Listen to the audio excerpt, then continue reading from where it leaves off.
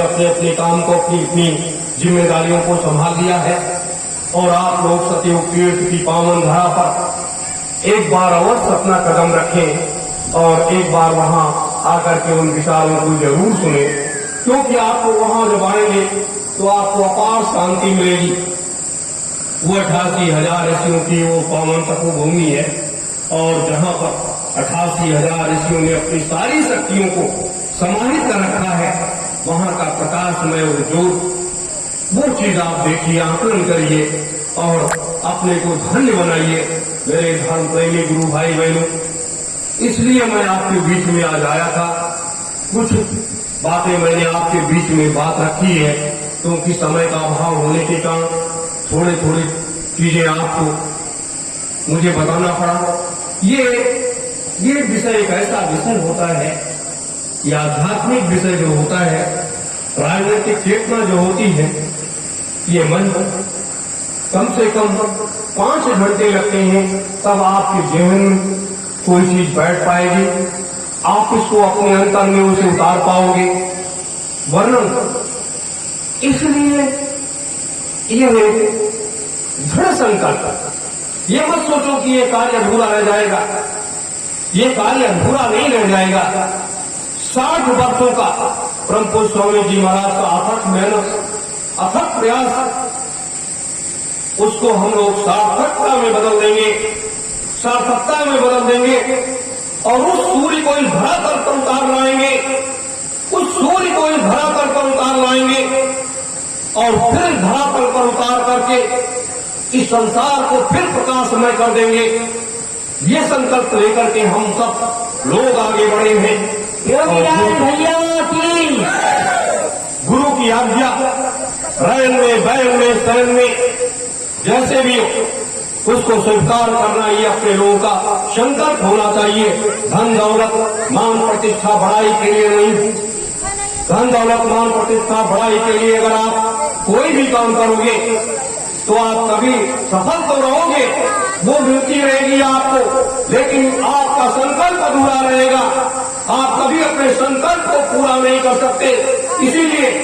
इसीलिए क्या है, आज अपना परिवार, इतना विशाल परिवार, 35-40 करोड़ लोगों का परिवार, स्वामी जी महाराज के वेदांत, इन लोगों ने जैसे भी जो भी कुछ किया, अच्छा बुरा हो जाने, उनका काम जाने, लेकिन दूर होने के बाद क्या हुआ, 18 भागों में बढ़ गया।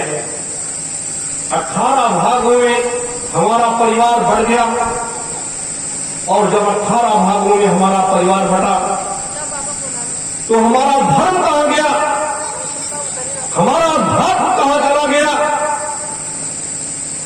अध्यात्म और धर्म कहां चला गया। जो हमारा परिवार 18 भागों में, उसको रोकने वाला क्या कोई नहीं था, उसको रोकने वाला कोई था, कोई नहीं था वहां कि जिसको वो रोक लेते और एक व्यवस्थित व्यवस्था रहती और हमारा धर्म का संदेश बराबर जाता रहता। वहां क्या आया, मान प्रतिष्ठा बढ़ाई कि ये मेरा है, ये तेरा है, ये मेरा तेरा में लोग लड़ गए। कलयुग का अपना प्रभाव उसने बृहद रूप से दिखाया, कलयुग का प्रभाव इतना बृहद रूप से दिखाया। इसीलिए और क्यों दिखाया, स्वामी जी महाराज जब अपने वहां से चलने लगे तो सभी युगों से साक्षात्कार हुआ। जब कलयुग से हुआ तो कलयुग ने हाथ जोड़ करके खड़ा हुआ कि महाराज आप जा तो रहे हैं, लेकिन वहां जाकर के किसी प्रकार का कोई चमत्कार आप नहीं दिखाओगे।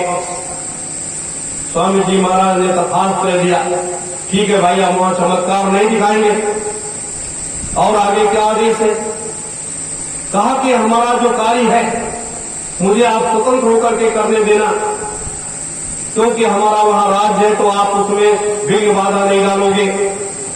स्वामी जी महाराज ने उसे भी तथास्तु कह दिया और फिर कहा जब कोई आवश्यकता पड़ेगी तो आप मुझे आप याद कर लीजिएगा, मैं आपका कार्य करने के लिए तैयार हूं। उसे भी वो मस्त कर दिया और जब कार्य का पड़ा पात्र और सुपात्र तो बनाने पड़ते हैं ना।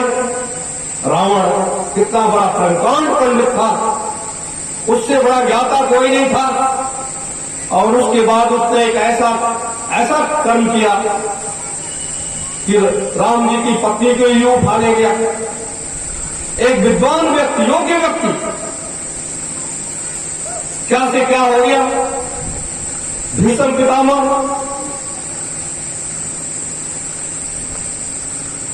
जो मन कर्म वचन से हमेशा सत्य के मार्ग पर चलने वाले व्यक्ति, एक महात्मा ही थे वो, एक पूर्ण संत थे वो भीष्म पितामह जी। और पूर्ण संत होते हुए और भरी सभा में उन्हीं की पुत्र वधू अगर नंदी की जाने लगे, आंखें बंद करके और बैठ गए, कुछ नहीं बोल पाए। यही वो समय होता है, याद करो। इसी तरीके से ये लड़ाइयां होती हैं, इसी तरीके से ये सब मार्ग बनते हैं। अगर रावण सीता को न ले गया होता तो रावण का सफाया न होता। अगर द्रौपदी जी को भरी सभा में भीष्म पितामह विदुर जैसे लोग रोक देते, हथियार उठा लेते वहां, तो शायद महाभारत नहीं होता। दुनिया के राजा वहां करके लड़ बड़े नहीं जाते, पूरा कोई खानदान साफ नहीं होता।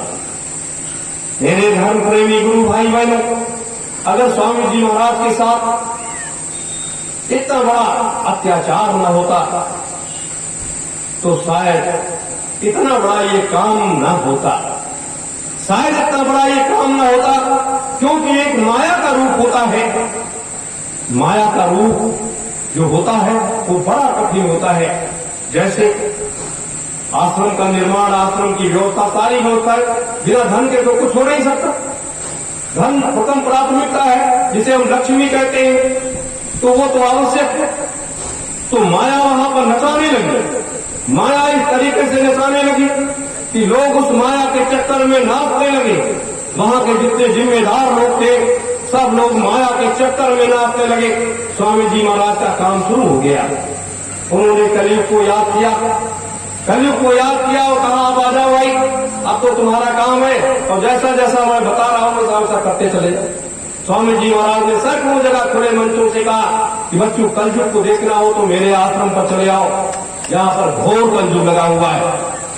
मेरे आश्रम पर चले आओ और यहां पर घोर कलयुग लगा हुआ है। तो कलयुग लग चुका था।